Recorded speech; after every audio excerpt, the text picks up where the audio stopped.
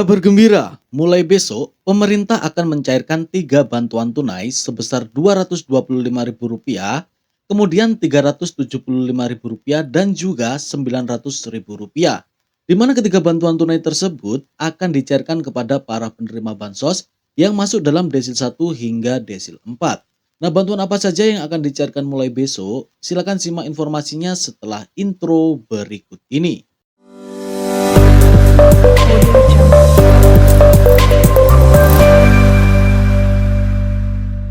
Halo semua, bertemu lagi dengan saya Yoga Faradika.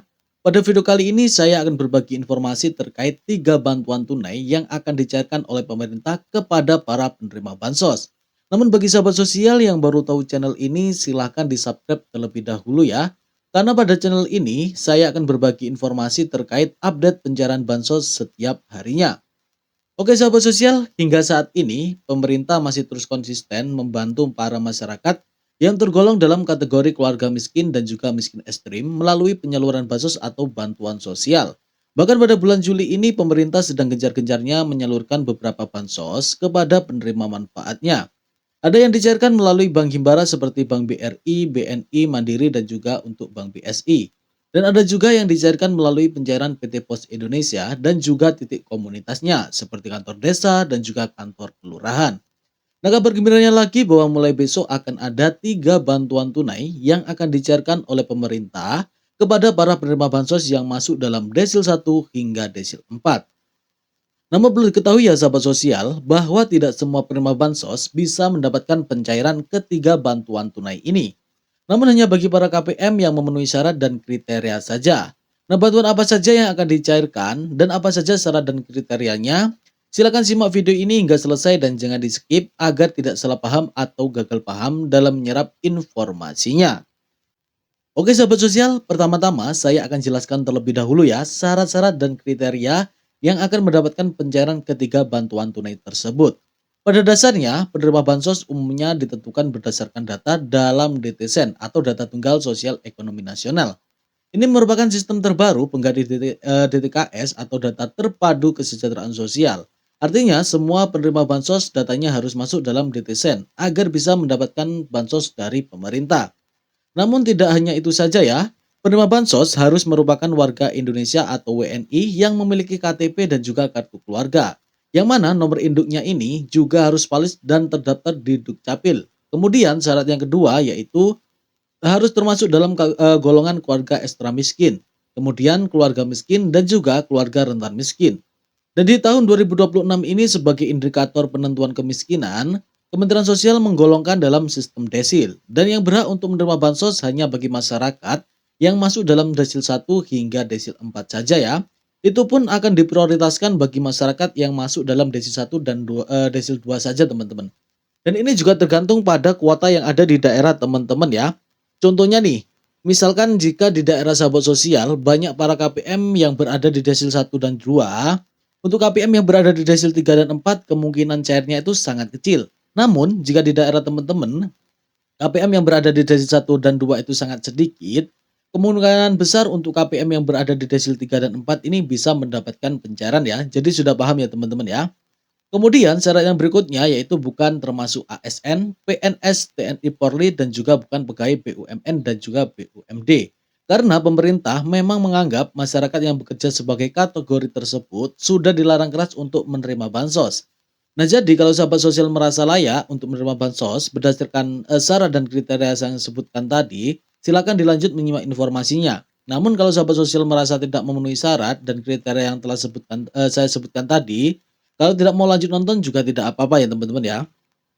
Oke sahabat sosial, kita langsung saja ke inti pembahasannya ya, yaitu terkait dengan bantuan tunai atau 3 bantuan tunai yang mulai besok akan dicairkan oleh pemerintah kepada para penerima manfaatnya.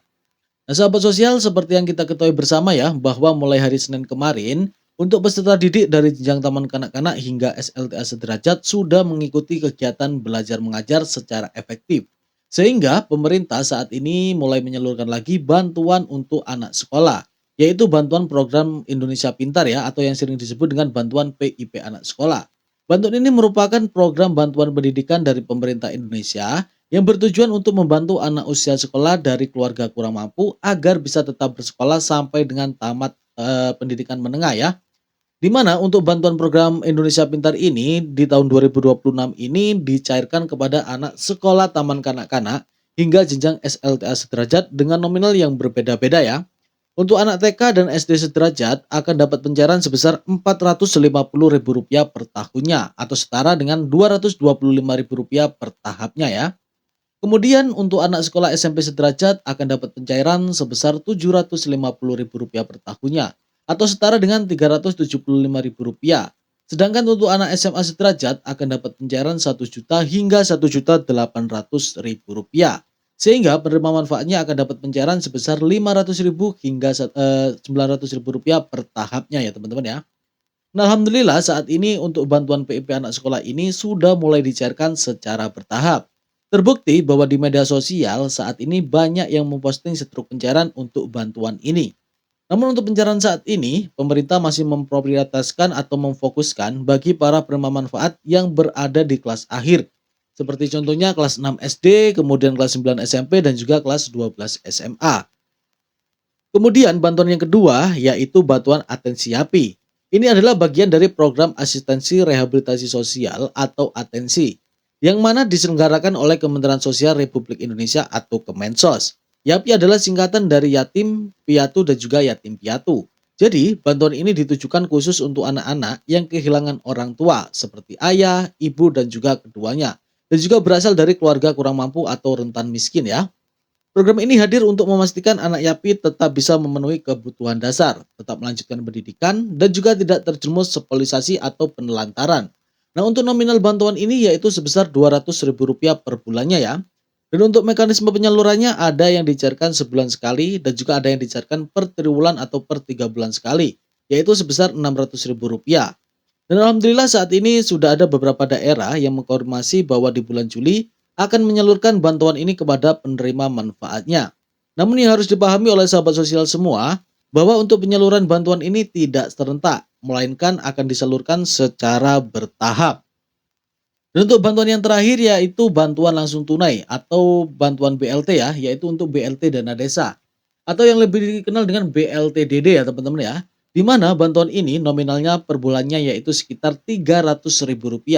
Namun di beberapa desa ada yang mencairkannya per 2 bulan sekali, yaitu sebesar Rp600.000. Kemudian ada juga yang pencairannya ini menggunakan sistem triwulan, sehingga penerima manfaatnya akan dapat pencairan sebesar Rp900.000 dalam satu kali pencairan. Namun di tahun 2026 ini, pemerintah akan memfokuskan target penerimanya ini untuk 2 golongan saja ya, yaitu bagi warga miskin di desa yang tergolong sebagai lansia tunggal. Kemudian yang kedua yaitu bagi disabilitas berat yang ada di desa ya. Dan syarat penerimanya juga belum pernah mendapatkan bantuan reguler dari pemerintah seperti PKH dan juga BPNT. Dan untuk jadwal pencairannya, setiap desanya ini memiliki kebijakan yang berbeda-beda ya. Jadi buat teman-teman yang ingin tahu kapan BLT dana desa di daerahnya itu dicairkan, silakan koordinasi dengan perangkat desanya masing-masing. Nah, selain memproses 3 bantuan tambahan tersebut, saat ini pemerintah juga telah memproses dan mempersiapkan pencairan bansos reguler untuk PKH dan BPNT, yaitu untuk tahap yang ketiga. Jadi kita doakan saja semoga semua proses pencairannya ini bisa lancar tanpa halangan, sehingga bantuannya ini bisa segera tercairkan. Terima kasih sudah menonton video ini, kita ketemu lagi di video berikutnya.